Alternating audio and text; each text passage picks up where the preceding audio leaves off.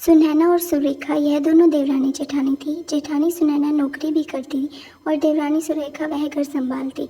उनका परिवार बहुत बड़ा था। सास ससुर और उन दोनों के बच्चे कुल मिलाकर 10 लोग घर में रहते और अब बहुत साल बाद उनकी बुआ सास अपने भाई के घर रहने आई थी।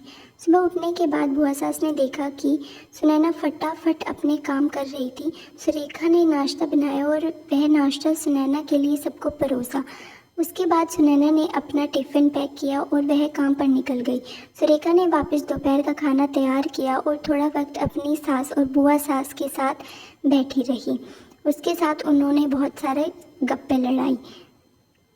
बुआ सास से रहा नहीं गया। उन्होंने सुरेखा को पूछा, छोटी बहू, तुम्हारी जेठानी तुझ पर बहुत हुक्म चलाती है।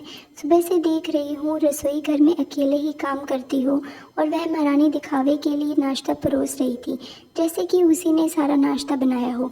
यह सुनने के बाद सुरेखा ने बुआ सास की तरफ देखा और बोली, बुआ सास जी, ऐसा कुछ नहीं है, सुनैना दीदी बहुत अच्छी हैं। बुआ सास बोली, तुम तो भोली हो सुरेखा, मुझे सब समझ में आता है, मेरे बाल धूप में सफ़ेद नहीं हुए हैं। सुरेखा ने अब नहीं रहा गया। वह बोली, ऐसा नहीं है बुआ जी, आपको सुनैना दीदी ने सबको खाना परोसा ये तो दिखा, लेकिन ये नहीं दिखा कि दीदी ने मुझे ज़बरदस्ती सबसे पहले नाश्ता दिया और चाय भी दी। वो मेरी बहुत ज़्यादा चिंता करती हैं। वह रोज़ मुझे ऐसे सबसे पहले ही नाश्ता देती हैं, नहीं तो सबके लिए नाश्ता करते करते मैं खुद के लिए नाश्ता बनाना भूल जाती हूँ। दीदी मेरी इतनी चिंता करती है। दीदी सुबह जल्दी उठकर मंदिर साफ़ करती है, फूल सजा कर रखती है और मुझे उनके 1 घंटे बाद उठने के लिए कहती हैं। शाम को आते समय बाज़ार से सब्ज़ी भी लेकर आती हैं, क्योंकि हमारे घर मिस्टर रात को देर से आते हैं और मम्मी जी को सुनैना दीदी ने बाज़ार जाने को मना किया है, क्योंकि अब उनकी उम्र 60 साल से ऊपर हो गई है। बाज़ार में जाते समय उनको तकलीफ़ होगी, उनके पैर भी दुखेंगे। कभी तो बाहर घूमने का मन किया तो सुनैना दीदी छुट्टी लेकर उन्हें घुमाने ले जाती है। और हाँ बुआ जी, दीदी शाम को रोज़ आकर कितनी भी थकी क्यों ना हो, वह मुझे खाने में बनाने में मदद करती है। वह मेरी बड़ी जेठानी ज़रूर है, पर मुझे अपनी छोटी बहन ही समझती है और मैं उनको अपनी बड़ी बहन समझती हूँ। यह सुनकर बुआ सास एकदम चुप हो गई। उनकी चुगली सुरेखा के आगे टिक नहीं पाई। शाम को सुनैना सब्जी की थैली सुरेखा के पास देते हुए बोली, सब्जी के साथ तुम्हारे पसंद के लेखक की किताब भी है उसमें। यह सुनकर सुरेखा खुश हो गई। सुनैना को थैंक यू बोलकर सब्जी की थैली किचन में रखकर वह रूम में चली गई। उतने में बुआ ने सुनैना को आवाज़ दी, बड़ी बहू ज़रा यहाँ आना।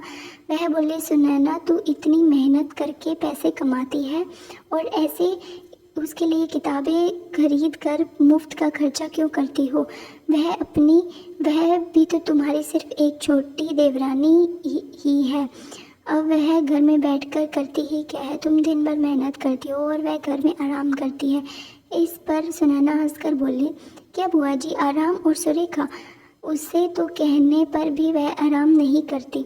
सुबह उठकर बेचारी काम करती रहती है, सबका मनपसंद खाना मेरे लिए और सब उसके मिलाकर 4 बच्चों का टिफ़िन सब वही तो करती है, तब भी उसके चेहरे पे हमेशा आनंद दिखता है। सुबह की चाय पीने के लिए उसके पास वक्त ही नहीं रहता और वो आराम से कहाँ से करेगी। दोपहर को जब बच्चे घर आते हैं तो उनका खाना, होमवर्क सब वही देखती है, इसलिए मुझे बच्चों की टेंशन नहीं है और इसलिए मैं ऑफिस में मन लगाकर काम कर पाती हूँ। कुछ दिन पहले ही मुझे प्रमोशन मिला है। इसके अलावा मम्मी जी और पापा जी की दवाइयाँ कब ख़त्म हो गई और कब लाने की हो तो वही ध्यान में रखती है। घर में कोई मेहमान आए तो उनकी मेहमान नवाजी भी वो करती है। बुआ जी के घर और बच्चे संभालने छोटी बात नहीं है। इतना सब सुनकर बुआ जी भी उनकी बोलती बंद हो गई। सुनैना कभी कोई शिकायत नहीं करती और वह सब काम कर लेती है। वह सिर्फ पढ़ना पसंद करती है। फिर मैं मेरी छोटी बहन के लिए इतना नहीं कर सकती? मैं नहीं करूँगी तो फिर कौन करेगा? इतना बोलकर सुनैना अपने रूम में चली गई। यह सब बोलना सुनैना की सास पीछे खड़े होकर सुन रही थी। वह बुआ के पास आई और बोली, जीजी, यह दोनों देवरानी जेठानी ज़रूर है, लेकिन इनका रिश्ता 2 सगी बहनों से भी ज़्यादा पक्का है। मेरे घर की मजबूत दीवारें हैं यह दोनों। पहले मैं भी एक बुरी सास थी, हमेशा इन दोनों में झगड़ा लगाने का प्रयास करती थी, पर यह दोनों के प्यार के आगे मैं भी हार गई। वैसे भी झगड़ा लगाने से हमारा ही नुकसान होगा, पर यह बात बुआ को समझ में नहीं आई। रुदन करते हुए कमरे से बाहर चली गई, क्योंकि उन दोनों में झगड़ा लगाने के लिए वह आई थी। पर सुनैना और सुरेखा, इनके जैसे तो समझदार देवरानी जेठानी के बीच झगड़ा करवाना बहुत मुश्किल था। तो दोस्तों, सुनैना और सुरेखा इसकी जैसे समझदार देवरानी जेठानी जिस घर में हो, वह घर का कोई बुरा नहीं कर सकता। जिस घर में ऐसी बहू हो, वह घर स्वर्ग बन जाता है। दोस्तों, देवरानी जेठानी की सुंदर पारिवारिक कहानी आपको कैसी लगी, ज़रूर बताएं कमेंट सेक्शन में। कहानी भले ही पुरानी है, लेकिन उससे जो सीख मिली उतनी ही महत्वपूर्ण और काम की है। एक गांव में मंदिर था। उस मंदिर में एक पंडित काफ़ी सालों से सेवा कर रहा था। हर दिन मंदिर में पूजा पाठ, साफ सफाई और अन्य काम पंडित करता था। अपना जीवन उसे भगवान की सेवा में संपन्न कर रखा था। फिर भी इस पंडित में धन को लेकर माया काफ़ी ज़्यादा थी और इसीलिए वह बहुत कंजूस था। त्यौहार और उत्सव के समय पंडित को लोगों से काफ़ी धनराशि मिलती और कई लोग तो इतना ज़्यादा पैसा देकर जाते थे पंडित जी को। पंडित जी ने इतने सालों में मिला सब पैसा सोना चांदी एक पोटली में जमा कर रखा था। कंजूस पंडित इस पोटली को हमेशा अपने पास रखता था। गांव के लोग कंजूस पंडित के स्वभाव को और उसके पास रखी धन की पोटली के बारे में अच्छे से जानते थे। एक बार इस गांव में एक चोर आया। लोगों से उसे किसी तरह पंडित की उस धन वाली पोटली के बारे में भी पता चल गया। चोर ने इस पोटली को चोरी करने का मन बनाया। उसने पंडित पर कई दिनों तक नज़र रखी, लेकिन उसे एक भी मौका ना मिला उस पोटली को चुराने का, क्योंकि पंडित एक पल के लिए भी उस पोटली को अपने से जुदा नहीं करता था। और फिर उसके दिमाग में एक तरकीब सूझी जिससे कि वह उसकी चोरी कर सके। चोर ने पंडित का शिष्य बनकर उस पोटली को चुराने का तय किया। चोर वेश बदलकर पंडित के पास पहुंच गया और उसने पंडित की काफ़ी तारीफ की। चोर ने पंडित के तारीफों के फूल बांधते हुए उससे कहा कि वह भी पंडित की तरह ही ज्ञानी और समझदार बनना चाहता है। उसके साथ रहकर पूजा पाठ और मंदिर में बाकी काम सीखना चाहता है।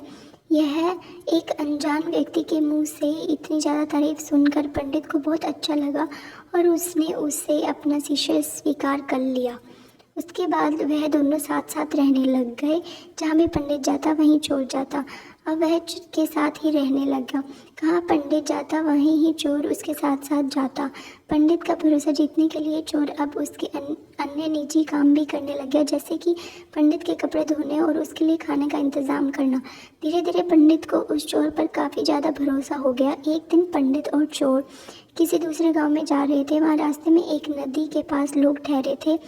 पंडित को नदी के पानी में नहाने की इच्छा हुई। पंडित ने अपने धन की पोटली चोर के पास रखते हुए कहा कि मैं नदी में नहाने जा रहा हूँ। चोर कितने दिनों से इसी मौके की तलाश में ही तो था, जो मौका आज पंडित ने चोर को समय ही दे दिया। पंडित जैसे ही नदी में पानी में नहाने के लिए गया, चोर उसकी धन की पोटली लेकर वहाँ से भाग गया। दोस्तों, हमें विश्वास करना चाहिए। विश्वास से ही दुनिया चलती है, लेकिन हमें किस पर विश्वास करना चाहिए, यह महत्वपूर्ण बात है। हम किसी ऐसे अनजान व्यक्ति पर बिल्कुल भरोसा नहीं कर सकते जिसे हम अच्छे से ना जानते हो और जिसके बारे में हमें जिसके भूतकाल के बारे में हमें ज़्यादा कुछ पता ना हो। आपको ये कहानी कैसी लगी कमेंट सेक्शन में ज़रूर बताएं।